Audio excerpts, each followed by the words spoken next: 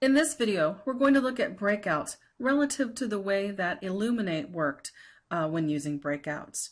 Now with Elluminate, there was a feature that allowed you to give students access to break themselves out into different groups.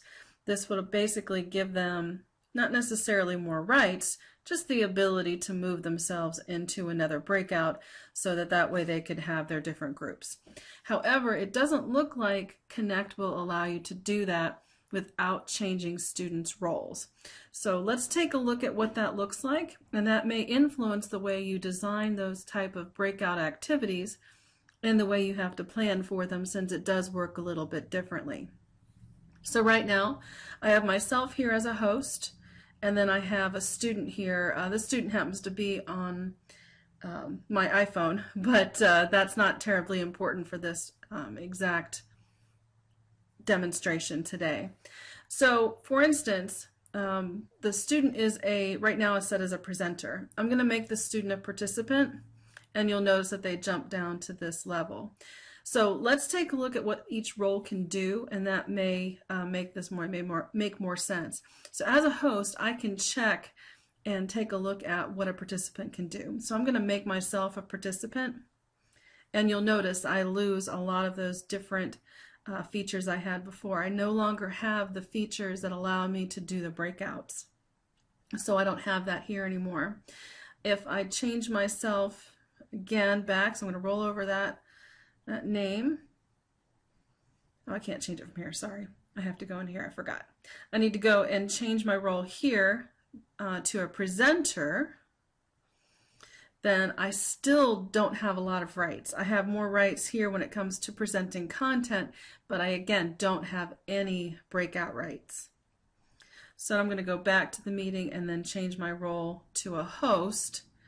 And now, as soon as I change my role to a host, I now have the breakout settings. So there doesn't appear to be a way other than being a host to put people into different breakouts. The advantage to that being, I suppose, you have more control over who goes into what different sessions. However, the downside is you can't do what you did in Elluminate, which was to say to the students, okay, put yourself in breakouts, and they just go and do it, unless you want to make them a host. Now, the implication of making them a host would be that they have all the same rights that you do, and I could see where possibly if someone didn't know what they were doing, could really cause some problems and possibly make it so that you lose control of your session. So that may not be a good thing either. But again, with the ability to move into and out of breakouts, this risk, it may be mitigated by the fact that you can do it relatively easily. So if you knew ahead of time who those students were and could break them out, you could still create the meetings and the breakouts ahead of time and then move them around. So as you move around, I actually changed this so you could see it a little bit better. If I move myself into the breakout and then start it, you immediately see that I'm in a breakout. If I move myself out, I immediately move back into the main meeting.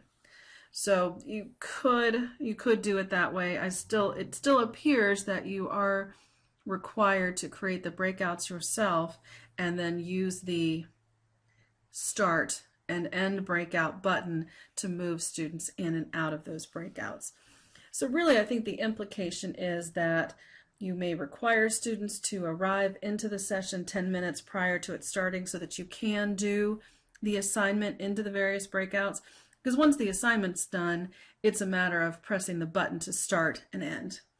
For you to move through those, to listen to the audio for each one, to take a look at what they're talking about, then you can just drag yourself into those different breakouts.